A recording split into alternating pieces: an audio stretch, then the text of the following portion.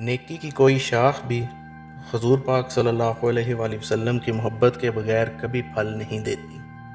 آج ہم آپ کو سنائیں گے ایک ایسی داستان جہاں اللہ تعالیٰ نے ہزاروں میں سے ایک شخص کو خانہ کعبہ کی تعمیر کا فریضہ سونپا، مگر جب وہ اپنے رب کے آخری رسول کی مخالفت میں کھڑا ہوا تو اس کی ساری نیکیاں بے اثر ہو گئیں۔ اگر آپ کے دل میں حضور پاک صلی اللہ علیہ وآلہ وسلم کے لیے سچی محبت ہے تو یہ قصہ آپ ہی کے لیے ہے، اور اس کے بعد ایک خوشخبری بھی آپ کی منتظر ہے۔ ولید بن مغیرہ قریش کے سرداروں میں ایک جلیل القدر اور طاقتور شخصیت اپنی دولت اور بہادری کے لیے مشہور تھا۔ زمانے کے اندھیروں میں روشنی کی مانند اس نے اپنی قابلیت سے قریش کے دلوں میں جگہ بنائی۔ اسی ولید کو اللہ تعالیٰ نے منتخب کیا کہ وہ خانہ کعبہ کی تعمیر کا کام انجام دے، جو کہ سنت انبیاء کا ایک عظیم فریضہ تھا۔ وہ زمانہ جب کعبہ زبوں حالی کا شکار تھا، دیواریں بوسیدہ تھیں اور بارش کا پانی اندر جمع ہو جاتا تھا۔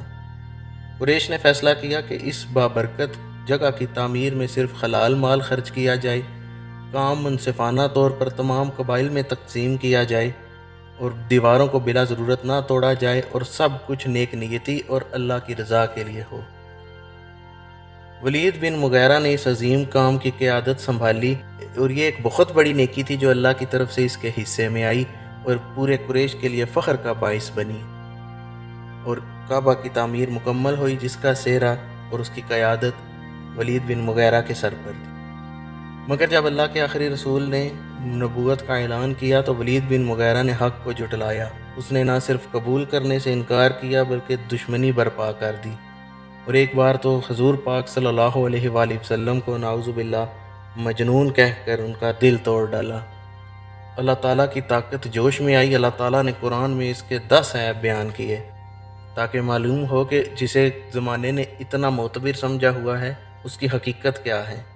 اللہ تعالیٰ نے اپنی حبیب کی عزت کی حفاظت ایسے فرمائی کہ اس کی کعبہ کی تعمیر جیسی عظیم نیکی کو بھی لپیٹ کر اس کے منہ پر مارا گیا اور دنیا و آخرت میں اسے رسوا کر دیا گیا۔ نور حق رحمت دو عالم حضور نبی اکرم صلی اللہ علیہ وآلہ وسلم کی شان کے آگے ہر چیز مٹ جاتی ہے۔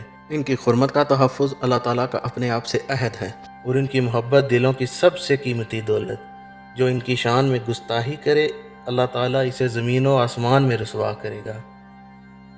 خوشخبری ہے آپ لوگوں کے لیے جو سچے دل سے حضور پاک صلی اللہ علیہ وآلہ وسلم سے محبت کرتے ہیں، اللہ تعالیٰ انہیں اپنی رحمت سے نوازے گا، ان کے قدموں تلے جنت کے دروازے کھولے گا، اور دنیا اور آخرت کی کامیابی ان کی منتظر ہوگی۔ حضور کی شان ہی، حضور کی محبت ہی زندگی کی سب سے بڑی دولت ہے، اور یہی دولت ہمیں جنت میں جانے کا راہ دکھائے گی۔ اعلیٰ حضرت نے اس بارے میں پوری کائنات کے راز کو اپنے ایک شعر میں بند کر دیا: بخدا خدا کا یہی ہے در، نہیں اور کوئی مفر مکر، جو وہاں سے ہو یہیں آ کے ہو، جو یہاں نہیں وہ وہاں نہیں۔